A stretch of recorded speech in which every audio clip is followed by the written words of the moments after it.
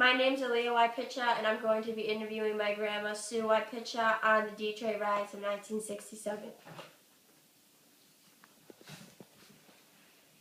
Could you state your whole name? Suzanne Wypitcha, Could you state your birthday? December 5th, 1946. Okay. How old were you during the Detroit Riots in the 1960s? 19 and 20. Do you remember where you were? I was living in Wayne, Michigan at the home of my parents. At that time I was working for Delta Airlines, so they had called for volunteers to go to drive into Detroit and to stay down there for a 3-week period. So you were working during the Detroit Riots in 1960? You were down there? Yes. How did you feel when the Detroit Riots started? It came across the news as everybody stay in their house, that there were carloads of Afro-Americans driving around. They weren't sure what was going on, and everybody was starting to get kind of nervous and upset. But at that time, it really didn't bother me because I took off by myself and drove into Detroit. How did you feel when all of it was over after you realized everything that had happened? We really didn't understand the true domino effect of what was going to happen until probably your generation. It was, we were upset, we were mad. We really didn't understand thoroughly what was going on. Did it bring you and your family closer? Like, did you wish you were with your family at the time? Or did it bring you guys closer to all still be alive after? No. How was the world around you reacting? They were mad. They were getting ready to, the white people were getting ready to retaliate.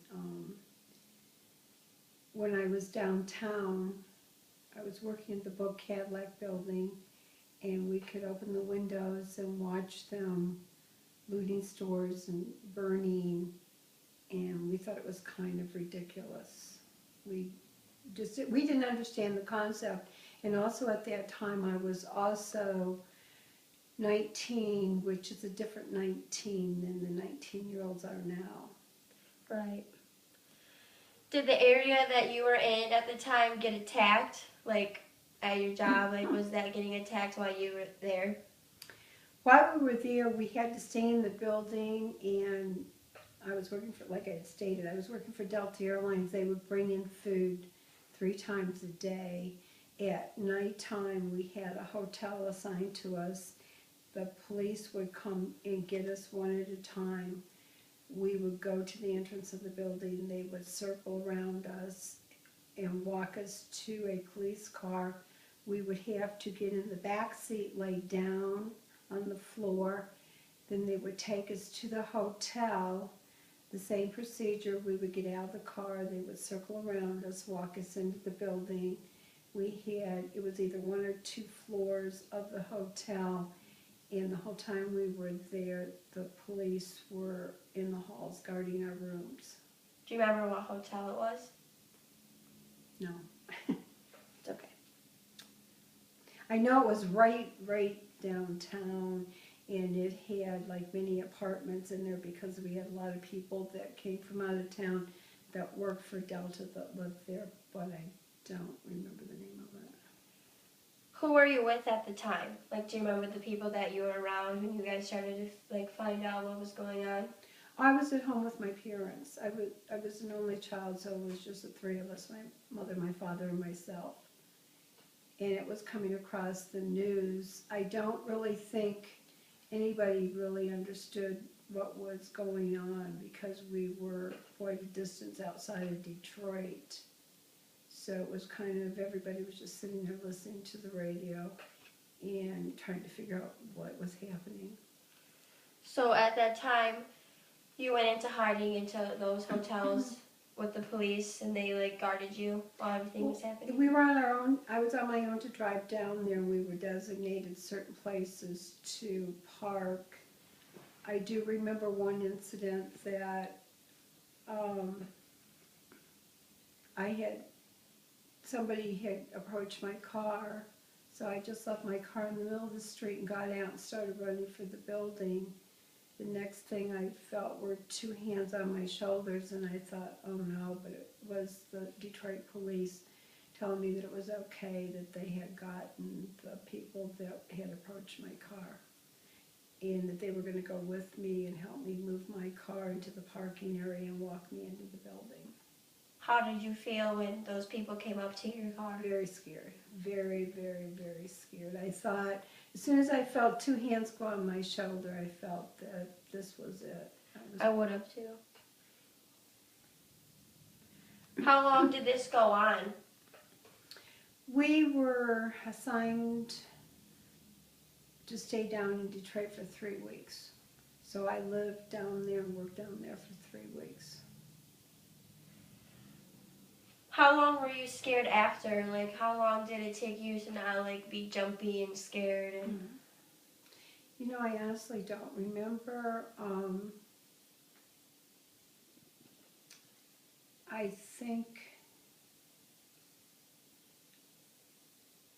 I really think I was kind of okay with it, but then once again, I was at the age that I really didn't understand what was going on.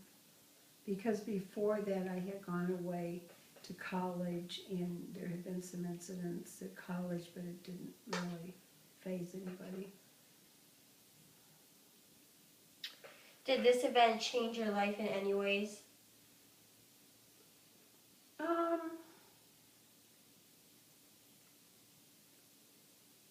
It probably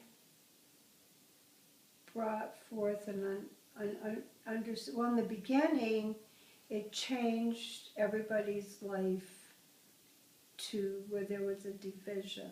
I know when I went away to college, and this was in 1960s, right before the riots, we had Afro-Americans, white, that's probably the only two cultures that we had at the college. And we were fine. We were fine with each other. We were all friends. And I think after this, there became like a dividing line between us.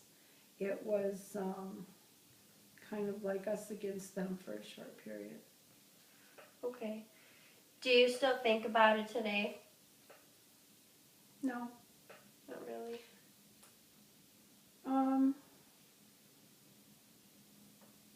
I was going to say about the riot. So the only time I really think about it is when the news media thinks it's a necessity to bring it up and start it up again. Otherwise, I think society is pretty much has accepted it, and we've tried to learn to get along. And then, like I started to say, the news media will all of a sudden take off with it and start everybody's feelings again. Right. Did it affect you or any of your family members' jobs? No, my father was working at the post office. My mother was working at Ford Motor Company. I'm not really sure how it affected her.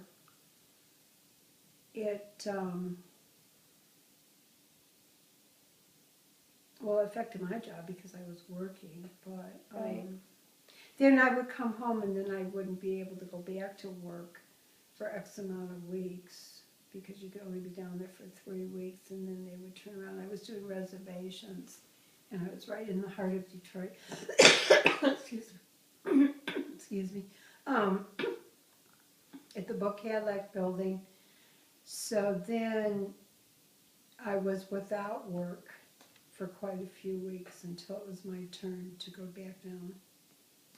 Okay. So, since it doesn't really affect you, does it affect anybody in your family still, like your mom or dad? Still, they both passed away a long, long time ago. Okay, so I'm guessing no. Yeah. Yeah, I was 29 when my mother passed away, and my father passed away about 25 years ago, so no. Okay.